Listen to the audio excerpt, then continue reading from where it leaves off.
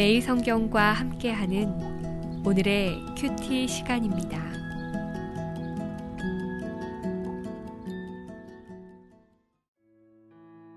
(12월 30일) 오늘의 말씀은 시편 43편 1절에서 5절입니다. 하나님이여 나를 판단하시되 경건하지 아니한 나라에 대하여 내 송사를 변호하시며 간사하고 불의한 자에게서 나를 건지소서. 주는 나의 힘이 되신 하나님이시거늘 어찌하여 나를 버리셨나이까. 내가 어찌하여 원수의 억압으로 말미암아 슬프게 다니나이까. 주의 빛과 주의 진리를 보내시어 나를 인도하시고 주의 거룩한 산과 주께서 계시는 곳에 이르게 하소서. 그런즉 내가 하나님의 제단에 나아가 나의 큰 기쁨의 하나님께 이르리이다. 하나님이여 나의 하나님이여 내가 수금으로 주를 찬양하리이다. 내 영혼아 내가 어찌하여 낙심하며 어찌하여 내 속에서 불안해하는가. 너는 하나님께 소망을 두라. 그가 나타나 도우심으로 말미암아 내 하나님을 여전히 찬송하리로다. 오늘은 시편 43편 1절에서 5절의 말씀으로 함께 은혜를 나누려고 합니다. 오늘 이 본문의 말씀은 어제 보셨던 42장과 매우 유사합니다. 어떤 한 사람이 법정 소송에서 억울함을 통해 이 탄식하면서 부르짖는 시인데요. 우리 오늘 이 말씀을 통해서 하나님께서 우리를 도우시는 큰 은혜를 기대하는 여러분들에게 귀한 은혜가 있기를 축복합니다. 어느 시대이든지 법정은 정의가 살아있어야 하죠. 그러나 만일 그 법정 안에 정의와 공의가 사라지고 올바른 판단을 할 수 없다고 한다면 얼마나 우리의 삶이 참 힘들고 어렵겠습니까? 오늘 여기 시인은 무슨 이유인지는 정확하게 알 수는 없지만 억울하게 법정에 서게 되었다고 하고 죄 없이 처벌받는 것에 대해서 자신을 변호해 주시는 우리 하나님 앞에 간절히 부르짖고 있는 내용입니다. 하나님께서 자신의 현재의 상황을 자세히 살펴보시고 판단해 주시며 지금 이 현재 겪고 있는 이 엄청난 고난과 역경, 이 억울함을 저 경건치 아니하는 나라에 경건치 않는 사람들에 의해서 자신이 겪게 되어진 이 고통의 문제를 풀어달라고 간구하고 있는 말씀인 것입니다. 자, 그러므로 오늘 우리는 첫 번째로 생각해 볼 수 있는 것은 오늘 이 시인이 하나님 앞에 자신의 문제를 내어놓고 변호해 달라고 하시잖아요. 따라서 오늘 첫 번째는 변호해 주시는 하나님에 대해서 생각해 보십시다. 우리 하나님은 여러분과 제가 인생에 억울한 일이 있을 때, 또 많은 고통과 아픔이 있을 때 우리를 변호해 주시는 하나님이십니다. 그러므로 우리에게 비록 세상의 어떤 변호사도 나를 도와주지 못한다 할지라도 나를 변호해 주시고 또 나를 도와주시고 나를 지지해 주시는 분이 계시다라는 것을 기억하여 주시기 바랍니다. 경건치 않는 세대에 경건치 않는 사람들은 끊임없이 우리를 이렇게 불의한 가운데에서 간사함으로 모함을 하고 또 우리를 고통 가운데 몰아내고 있습니다만, 그러나 우리는 우리의 도움이 되시고 나를 보호해 주시는 보호자 우리 하나님이 있음을 기억하시기를 바랍니다. 예수님께서도 인간으로 우리의 모든 인류를 구원하기 위해 오셨을 때 법정에 서신 적이 있죠. 그리고 그의 법정은 참으로 황당하기 그지없는 결론으로 예수님이 죄 없으심에도 불구하고 십자가형이라고 하는 무서운 이런 이제 형벌을 받게 되었습니다. 이처럼 예수님을 믿는 그리스도인들도 믿음 때문에 신앙으로 말미암아 법정에 선 경우들이 있습니다. 바울 사도도 베드로도 그리고 스데반도, 성경에는 무수한 사람들이 신앙 때문에 자신의 믿음의 정절을 지키기 위해서 이렇게 법정에 서고 또 거짓되고 간사한 사람들로 인하여 모함을 받아 처벌을 받고 이렇게 고통 가운데 지내는 사람들도 있었습니다.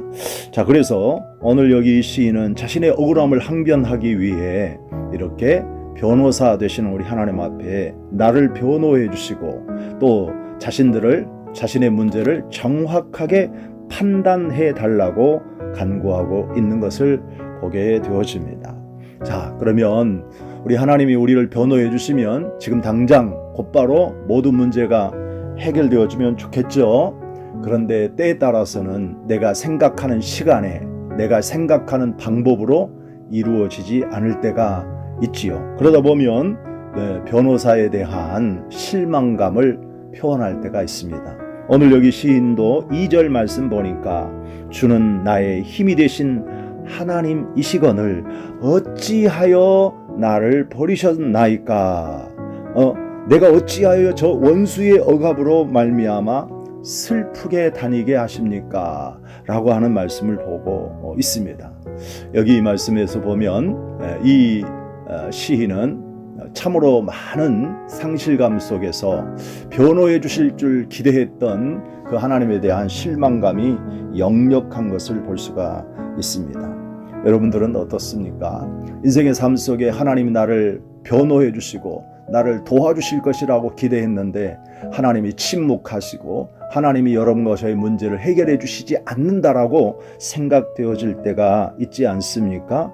그러나 이러한 가운데에서 우리가 실망하고 낙심해서 하나님을 원망하는 불신앙으로 가서는 안 됩니다. 좀 더 기다려보고 좀 더 간구하고 좀 더 간절한 마음으로 사모하게 되어지면 참으로 우리 하나님은 우리를 도와주시는 하나님이심을 알 수가 있게 되어집니다.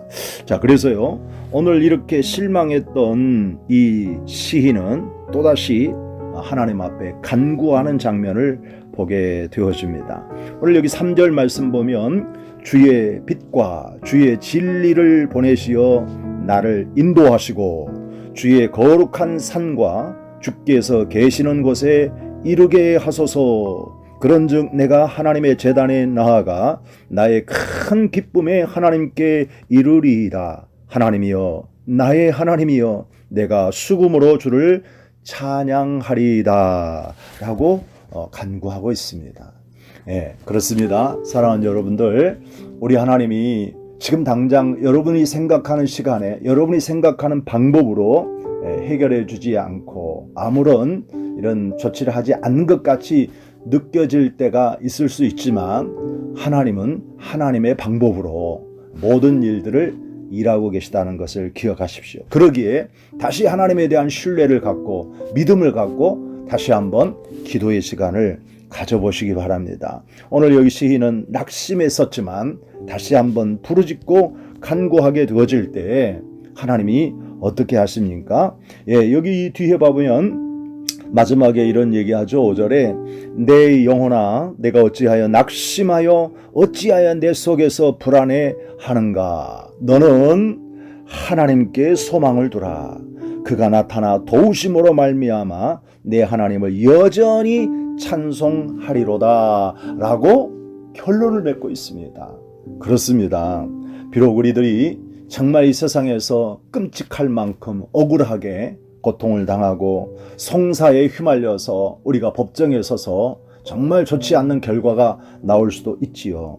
그러다 보면 하나님을 기대했던 우리들이 실망감 속에서 하나님이 왜 나를 버리셨나고, 하나님은 왜 나를 버리셨느냐고 하나님께 원망할 수도 있습니다.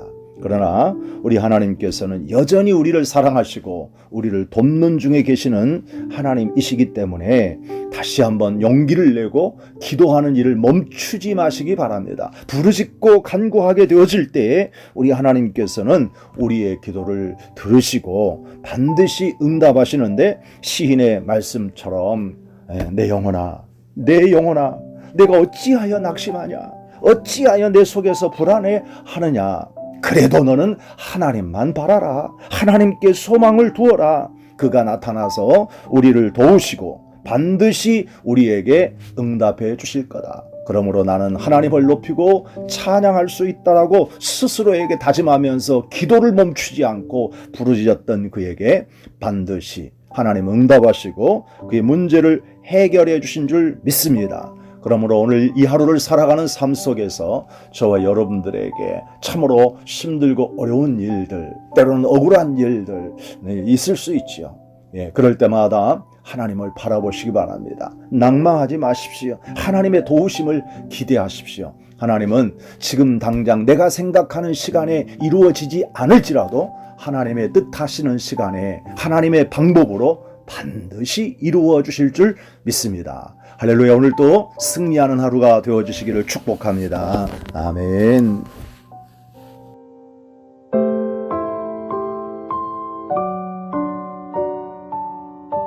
이제 함께 공동 기도문에 따라 기도하겠습니다. 공동 기도문은 화면을 보고 기도해 주시기 바랍니다. 첫째, 나라와 민족을 위하여 기도하겠습니다.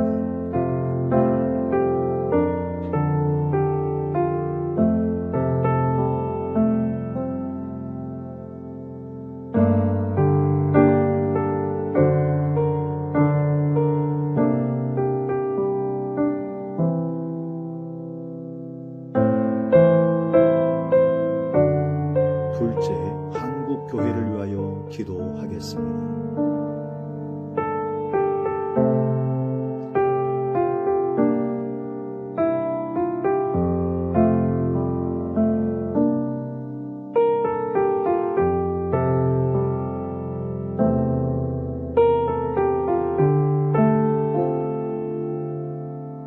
셋째, 가양제일교회를 위하여 기도하겠습니다.